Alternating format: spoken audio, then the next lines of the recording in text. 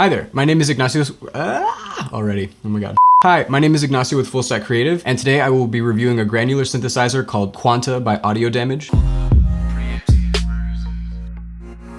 if you want to kick it up a notch, much more high-powered camera.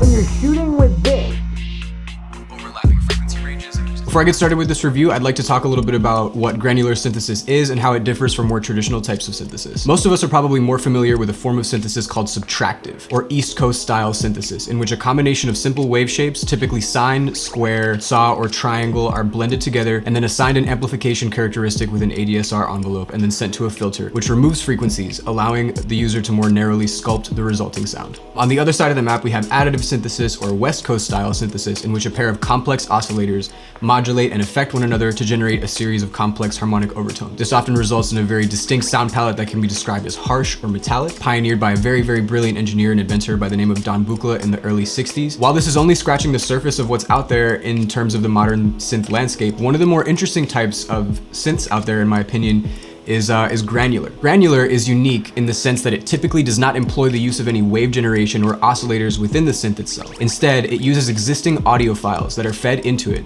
to create sounds. Granular synths act as a type of like micro sampler. So if you're familiar with, like, say, the MPC series, where you assign a sound to any of the pads and you can play them back, whether it's like drums or vocal chops, it kind of works like that, except on a microscopic scale. Granular synths act as these micro samplers that snatch up very, very, very tiny bits of audio being fed into it, hereby referred to as grains, and manipulates the way that those grains are played back. Typical forms of granular manipulation are rearranging, so it'll rearrange the order in which those grains are spat out of the synth, stretching or reversing the grains, changing the size of the grains in real time as the audio is played back, and depending on the specific feature set of the type of granular you're using, utilizing more than one grain sampler to grab different parts of the audio file and play them back with independent behavior. My first brush with granular came when I got my hands on a synth by the name of Granular Freezer, I believe. It was a Max for Live plugin that operates within the Max MSP programming universe in Ableton Live. And although it wasn't the most user-friendly thing in the world to use in terms of like user interface, it generated some very interesting tones and artifacts, especially when I used entire songs as the basis for the sampler to grab onto. Enter Quanta. Upon first glance, I am absolutely in love with the interface. Everything feels very clean,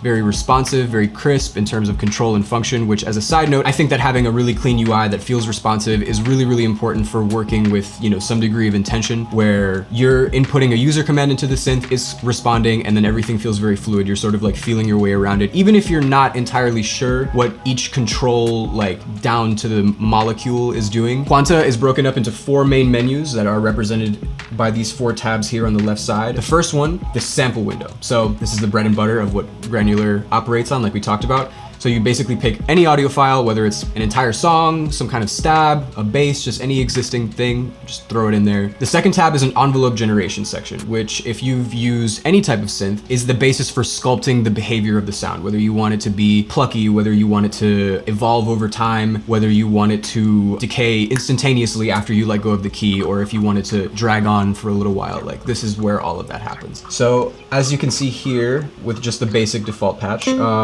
I'm messing with the attack of the synth, and as I'm dragging it out, the onset of the sound takes a little bit more time. As you can see here, the first envelope page is simply tied to like the amplitude of the patch that you're working with, and then the following 3 can be assigned via the matrix tab, which we'll get into a little bit later. This third tab right here is the LFO section. You have 2 independent LFOs, which are absolutely essential for doing any kind of like sound sculpting. You can route parameters to them and have them change over time based on a set of user parameters. Thought it was really cool that they added these shape, skew, and warp functions here in the LFO. I thought that was really interesting. You don't really have to stick to basic square, you don't have to stick to ramp or triangle, you can kind of make it like its own little thing. They've also included a sample and hold oscillator. Unlike a typical oscillator, which like smoothly glides between intervals, it will basically just snap from one value to another. And then the final page here, which I think is really where Quanta starts to get very interesting, is the routing matrix. So if you've ever used Serum or even Ableton's Wavetable synth, you'll probably be pretty familiar with what a routing matrix within a synth does. Basically, you can take any parameter filter on the face of the synth, or nearly any, whatever the manufacturer has decided to like include within it. And you can set it to respond to one of the modifiers, a modifier being either an LFO or an envelope. So for example, they have filter 1 frequency, filter 1 resonance, they have oscillator tuning, noise level, grain position, grain fine tune, and all of these things can be sent to various modifiers. All of this will employ some sense of like movement in the patch that you're working with. So that covers the 4 main menus within Quanta. So let's dive into some of the shaping controls here along the bottom. On the left-hand side, we have an oscillator section, which can be blended along with whatever audio we're feeding into Quanta. That's an interesting feature because, like I mentioned before, I haven't seen a lot of granular synths that include an oscillator. It's typically just you feed the audio and that's what you're working with, but the people at Audio Damage decided to include it, which is really interesting. However, it seems a little unnecessary. For one,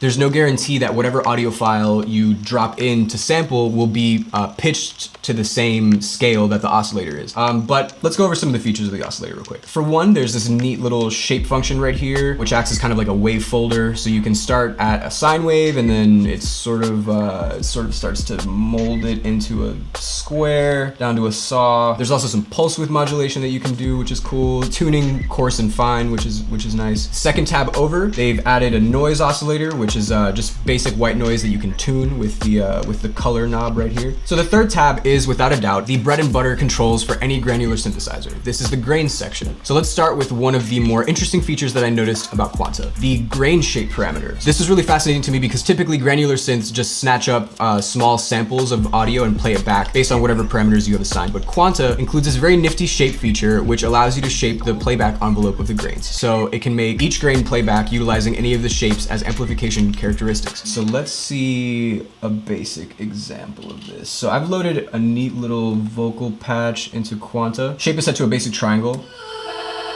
So let's see what it sounds like when I start sweeping through this. So that's a kind of like a rounded square. This is a sine. And then when you get to the ramps, I think is when it really gets interesting. Like this sort of soft ramp up, I think is really cool. It's kind of like a neat like stuttering effect, and then you've got like a ramp down. More traditional ramp up and down. So that's really cool. I think it's a really interesting way to sort of like mold sounds on the fly. Like if you're throwing audio in and you're messing with stuff, like a good way to like change the behavior like really quickly is to mess with the grain shape. To the immediate left and right of the grain shape control, there is a grain number control. To put it plainly, a granular synthesizer can either, at the very least, it can sample like one portion of audio at a time. Quanta can go up to 100. So it can be sampling 100 individual bits of whatever audio file you put into it at a time, which is incredible. Kind of results in this this very kind of like lush sensation that kind of goes away when you reduce the amount of grains. And there's some really interesting behavior there, like when you hear the grains overlapping with one another, there's this interesting like blurring kind of sensation that I really like. There's also the length parameter over here to the right of the shape. It's telling each like playback head, I guess, how long the sample should be. So it can go from very short samples to sweeping across like a phrase. In this particular example, I just have like a female vocal a cappella loaded in, and it's moving the single playback head across the audio sample. So if we increase the amount of grains here,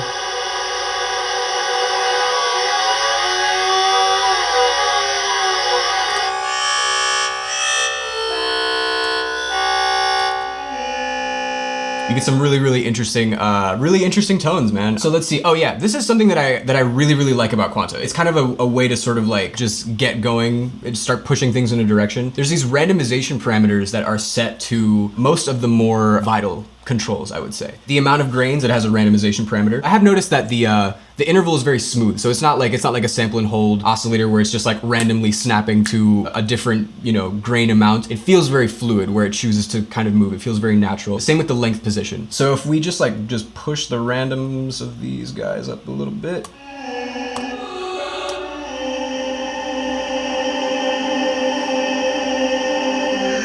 we start to sweep the playback position.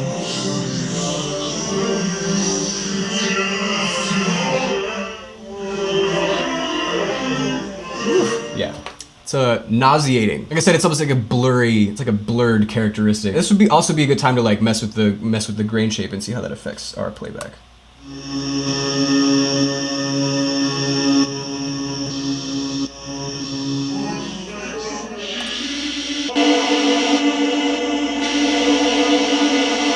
Cool. So yeah, like I said, Quanta is kind of like you can really get lost in it, and I think once you sort of have like a control set that you feel good about where it is, messing with some of the more major parameters I think will start to yield some very interesting changes. Below that is the playback section. These are all controls that are related to where the audio file is like starting from, or where the sampling behavior is like starting from, whether it's the beginning of the audio file, the end of it, or somewhere in the middle. You can kind of tell it where to start and then what direction it's gonna play back the audio in. So it can reverse the grains and play them back, it can play them forward. There's also a neat random control here where some will be played backwards, some will be played forwards. There is a tune, like a tuning faculty here where you can do coarse or fine tuning, and there are randomization parameters attached to both of those, surprise, surprise. Below that, they employed an interesting little, almost FM kind of style oscillator. Where like if you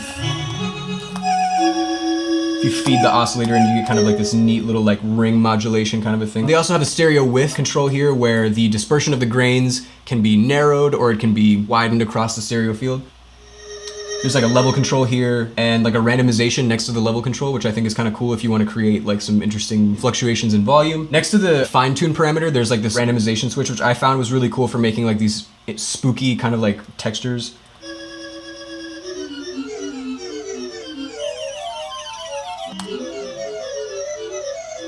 Just something very unpredictable and strange. I think it would work pretty well as like an ambient kind of thing in the background. After that is a filter section. You have two filters that can be run either in serial or in parallel. There is a high pass, low pass, band pass, and band reject filters at 2-pole and 4-pole iterations, and both can be modulated by any of the LFOs and any of the envelopes in the matrix section. And then finally we have like our output and polyphony section where you can basically just set the master output. The patch is just like an extra gain stage. And then your polyphony. So you can set whether the sound can play 10 notes at once or if it can only play one. It's really up to you. So an opinion that I've held about granular synthesizers for the longest time is that I think for how eclectic the controls are, they are widely like underutilized. It seems as though there's like this built-in perception that they are to be used as like pad machines. I don't know why, but like every time I see someone like use it or like it gets brought up, it's like, oh, like they're great for pads. And it's like, yeah, but like so is every other synth and reverb. Like if you just want it to do that, you know? But it is cool, like it can create like some cool like evolving pads, but it always feels a little static. Like the evolution that people talk about, it never feels like anything like, oh wow, like this is really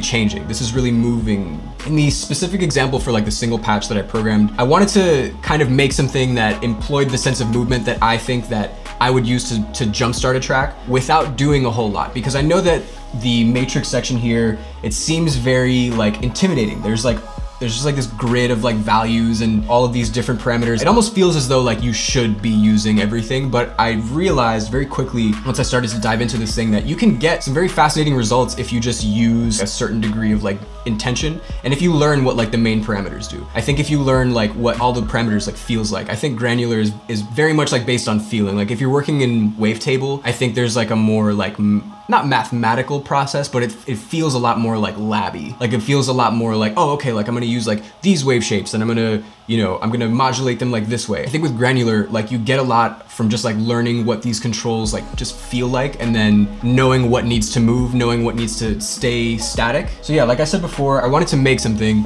that felt like it had like a sense of like motion, something that I could maybe use as like an intro even. So this is kind of what I got here. I'm gonna run through my settings real quick. Like I said, the same female vocal acapella as before. I have my grain number set to 12 with like random, just like a little bit of random, looks like, I don't know, third of the way up or something. My sample length is pretty wide because I wanted it to sweep across the entirety of the slice that it picked up so that I could have a bunch of overlapping little vamps, like little phrases of vocals like happening over and over and over again. The randomization on that is set to 0. I had my playback position, I just sort of like picked a spot that felt good at the time. In the matrix section, I literally changed like two things. My filter 1 frequency is based off of my second envelope. Wasn't really like a major thing that contributed anything, just like something for a little flavor. My grain position is being modulated by my first LFO, which is, I literally just like left it how it was before. Like there's no sync, there's no retriggering. The frequency is set to 1000 kilohertz. No phase, a little shape, a little skew, but like I said, just like exactly how it was on factory. This is what I got.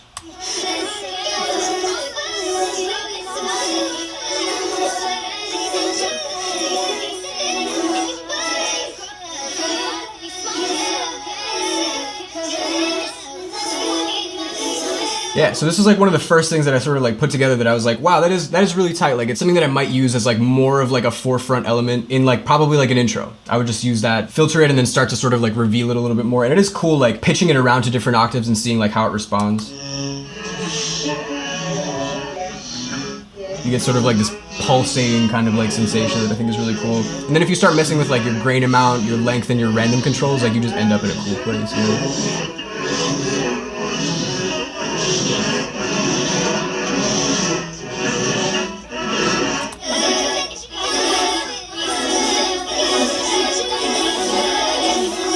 And this is something that like sounds like this, I think would be largely impossible to make with something like say Ableton's like Sampler or Simpler or something like that. Just because like, you know, you can't randomly play back like 100 copies of a sound and start the playback at all these different, like I'm sure you could, but I think it would take forever to sort of like set something up like that. So I thought it was really interesting that Quanta sort of like took all the best bits of like working within a granular environment, made everything very user-friendly, put everything on the face, made it look good, and made it nice and responsive. Kind of made it feel like a serum almost, let you do the rest. And even like moving through like some of the presets, you can kind of like get a very interesting idea of like what this thing is capable of.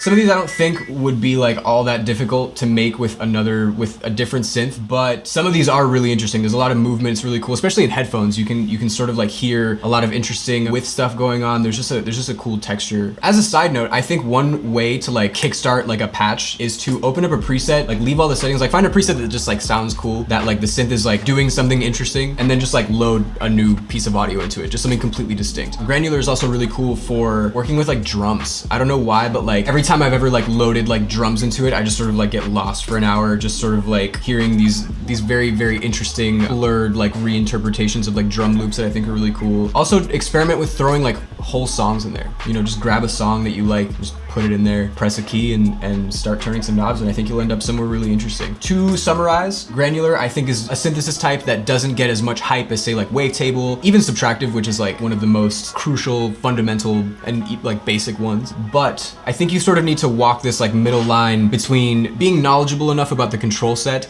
and being free and open enough to explore and end up with something that you couldn't have made with another tool. I think when you have a tool that sort of like begs you to try something new, that begs you to push the sound into something that like will kickstart a composition is really, really incredible. And almost something that like suggests what should be around it as well. I think that's something really cool about Quanta is like even like using the trick that I was talking about before where I'll open up a preset and then just swap the audio out for something else and play it back, start making a few adjustments. I almost immediately get this sense of like, oh, okay, well, I could put like a bass under this or some kind of like drum loop or shaker or start working out like a kick snare relationship here. That is really cool. All said and done, I would definitely recommend Quanta to someone who will take like the day and a half necessary to like sit down and learn the control set enough to where they can comfortably explore without feeling like it's with like a little too above their understanding. Granular I think is one of the most sonically fascinating types of synthesis where it's a little bit more involved than typical Subtractive, but it's like not as intense and difficult to understand as additive. It kind of like lands right in the middle, and especially in the landscape of like modern sound design where things have a lot of movement, they have a lot of texture, a lot of depth and character, personality. There's like no shortage of that in Granular if you're willing to just sort of like put the work in to figure out how to make it do that. I started fucking with the Matrix. Yeah, so funny story. Initially when I was gonna review this thing, I spent like a couple days on it, but I just completely neglected the matrix, like the routing matrix section. And I learned like that's where the juice is, you know? That's where all the good shit is, right? And I went up to Circa and I was like, yeah, I don't know if I'm like into this thing.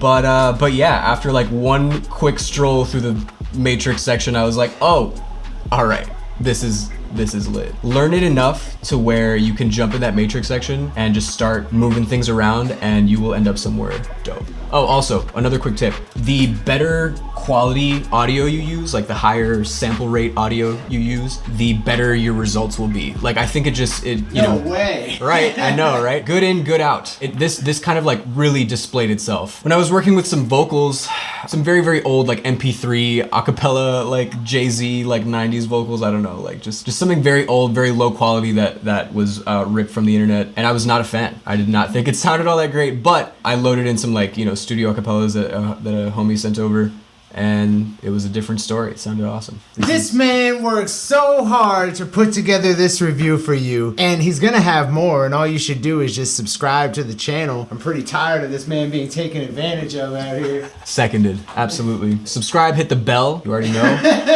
Circa taught me about the bell. Circa taught me about the bell. He did, he taught me about the bell. Full Stack Creative, Ignacio, Quanta, Audio Damage, it's lit. It's so funny.